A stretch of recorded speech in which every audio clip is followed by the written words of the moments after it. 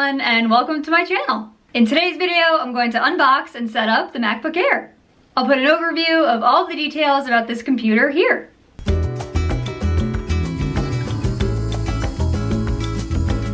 The MacBook Air starts at $999. It comes in 3 colors, silver, space gray, and gold. I got the silver, and I'll put all of the color options here.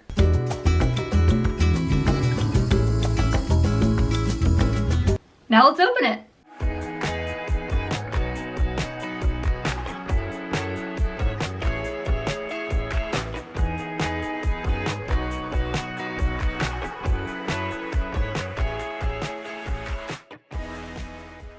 Comes with a USB-C charging cable, an information packet and some stickers, and a 30-watt USB-C power adapter.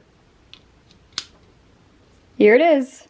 And it is so light. If you're looking for a light computer, this is it. And it's so thin. Okay, let's open it up.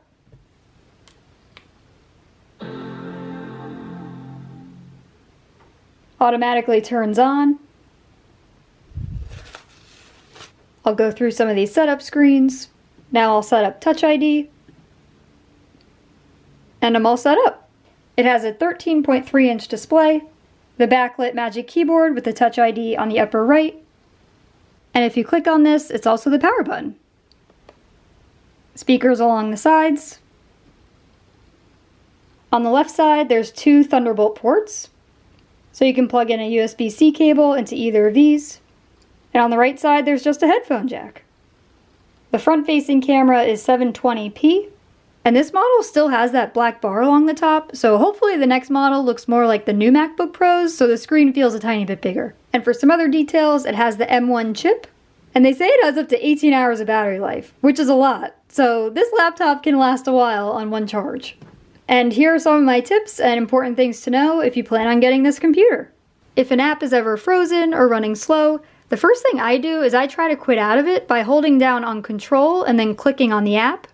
And then I choose quit, or sometimes it says force quit. And if it's really frozen and that doesn't work, then I'll click Option, Command, and Escape together, which are these 3.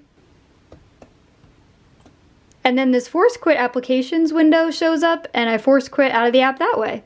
So I can choose just one of them, or if I want to close out of them all, I can click Command A, and that highlights them all. If there's any shortcut to know, it's know how to force quit. That's usually what helps me whenever something's either not responding or frozen. Restarting the computer usually also works for me, but sometimes I'll need to force restart the computer if it's really not responding. And to do that, I'll hit Control, Option, Command, and the power button. So that's these 3 and the power button.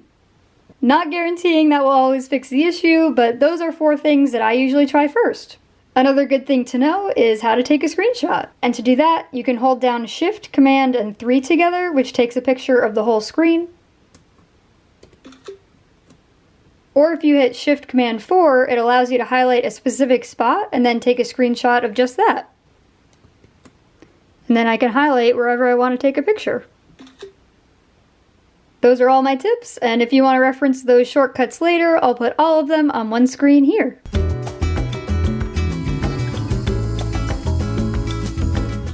Alright, that's the MacBook Air.